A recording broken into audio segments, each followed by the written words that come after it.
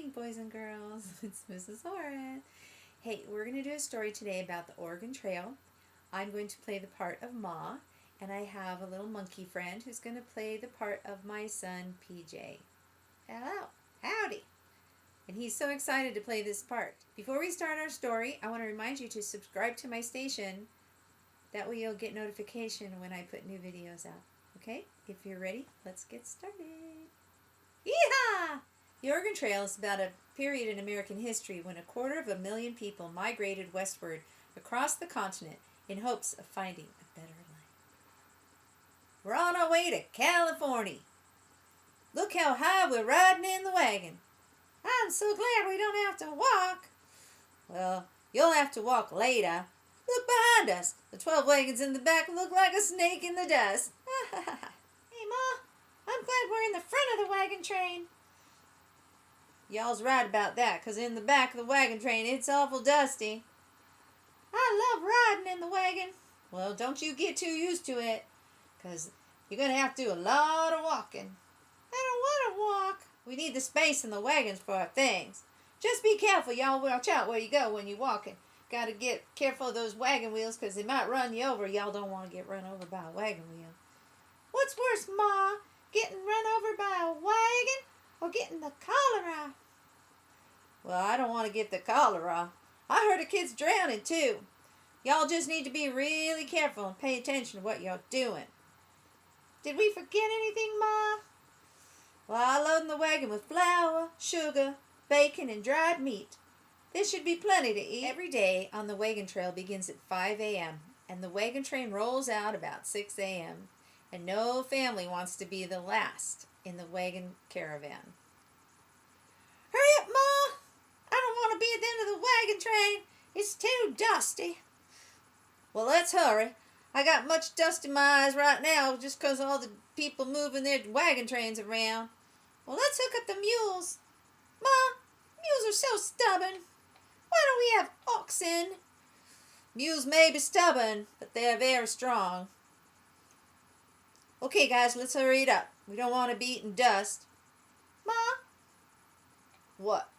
Are we there yet? Oh no, PJ. We've got a long way to go. Well, many hardships were endured along the trail, not the least being the weather. The dry, hot desert was filled with a kind of white dust that burned your nose and eyes and throat. And when the rains came, it sent wet sheets of rain down from the skies lasting for days. Ma, will this rain ever stop? The swaying of the wagons make me feel seasick. Are we there yet? You just asked me that about an hour ago. No, we're not there yet. All week long, the wagon train had been waiting to cross the river, but all had to wait their turn. Sometimes they even had to take the wheels off and float the wagons over the river. How much longer, Ma? About 1,243 miles to go, son. And we still have to cross the Rocky Mountains. Last time you asked me it was 1,244 miles left, so that means we've only gone a mile. Wonder if we're almost there yet. Ma said we'd have to be on this wagon for weeks, but we have been on this wagon for weeks.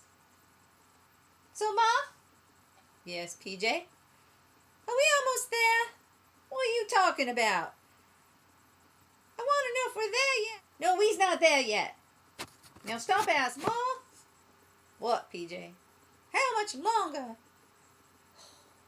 Not for a long, long time. We have to go beyond that hill and through that river and over the Rocky Mountains. Now, don't ask me again until we cross the Rocky Mountains.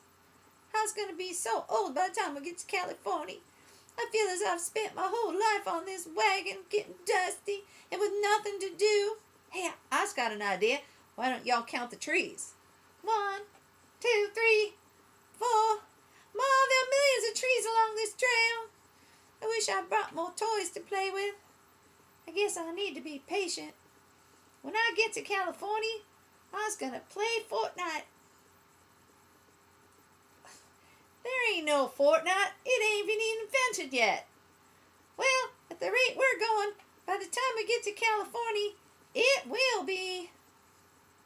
So, boys and girls, let me ask you a question. What would be the most important thing that you would take, and why do you consider them most important? Which of these things would bother you the most? Being hungry? Being cold and wet? Not having favorite and meaningful personal belongings? Not feeling safe? Or being stranded? Here's some real quick, interesting facts. I forgot we're not on the wagon train anymore. Thousands of people traveled from May to October going west, about 15 miles a day. There were no hotels. They were camping the entire way. There were no grocery stores or supply stores. The trail passed by a few trading posts, and there were a few opportunities to trade with the Native American Indians. You might be able to do a little trading, hunting, or gathering along the way. The pioneers had to be outside in all kinds of weather. They were leaving their old homes, and they would have to build new homes when they arrived in Oregon. Many knew they would never see friends and family ever again. Pioneers had to take care of their health and safety, although others in a wagon train might help. Pioneers did not know for certain if they would be able to buy tools and supplies for their new life when they arrived in the West. There was not much for entertainment, maybe reading, music, visiting with friends, playing games. Pioneers had to be very creative and adaptable in finding solutions to their problems. Must have been a pretty hard life, but we're very grateful for them that they did what they did, because here we are, living a life in California. All right, thanks guys. Have a great day. Don't forget to subscribe to my station. See you later.